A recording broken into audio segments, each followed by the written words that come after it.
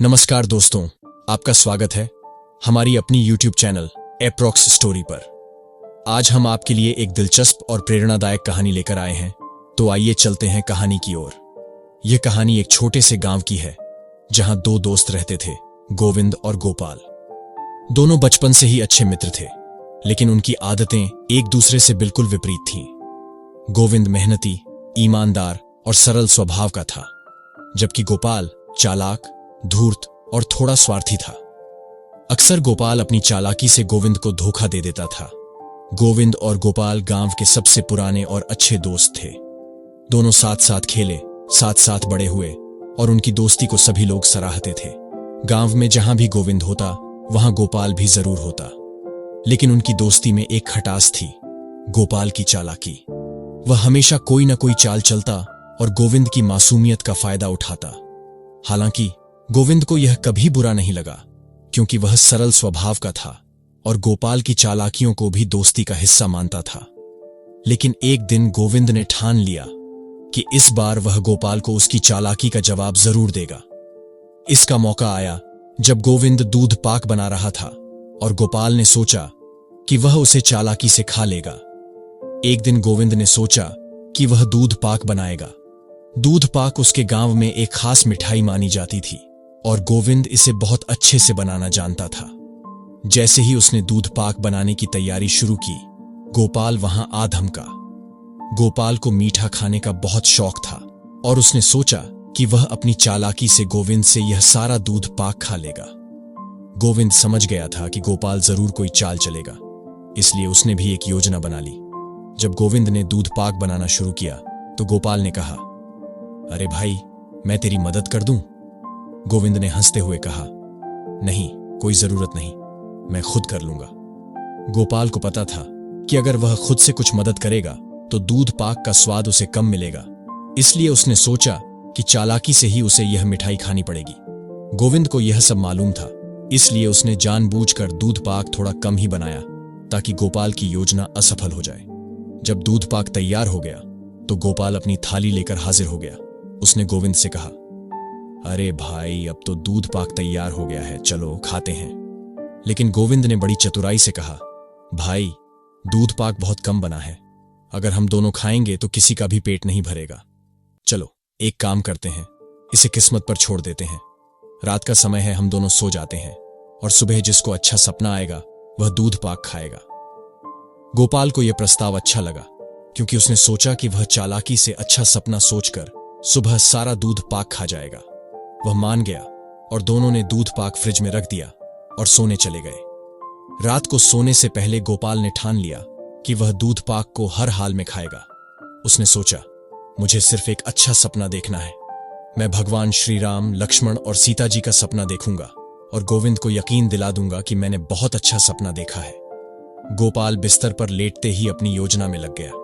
उसने सोचा कि उसके सपने में भगवान श्री राम आएंगे, लक्ष्मण जी रथ लेकर आएंगे और उसे स्वर्ग की सैर कराएंगे।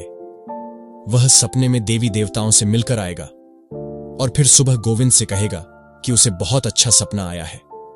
इस तरह गोपाल ने मन ही मन एक शानदार सपना बना लिया और जल्दी से सो गया। इस बीच गोविंद को भी गोपाल की योजना का अंदाजा हो गया था और उसने गोपाल को सबक सिखाने की ठान ली। रात को जैसे ही गोपाल गहरी नींद में सो गया, गोविंद ने चुपचाप से उठकर फ्रिज से दूध पाक निकाला और सारा दूध पाक खा गया।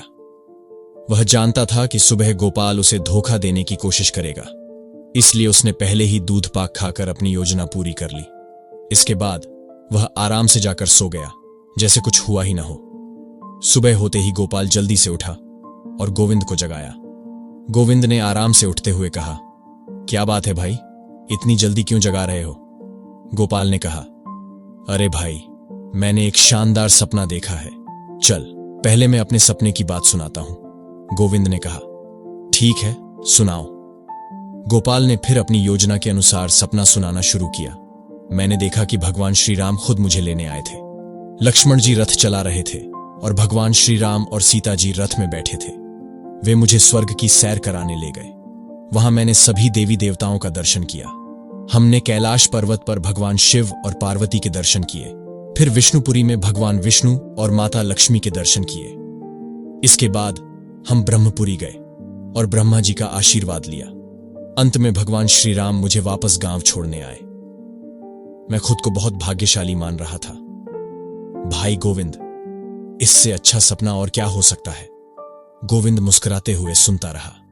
जब गोपाल ने अपने सपने की बात खत्म की तो गोविंद ने कहा, भाई, तेरा सपना तो वाकई बहुत अच्छा था, लेकिन तूने सारे देवी देवताओं के दर्शन किए, पर हनुमान जी तेरे सपने में नहीं थे।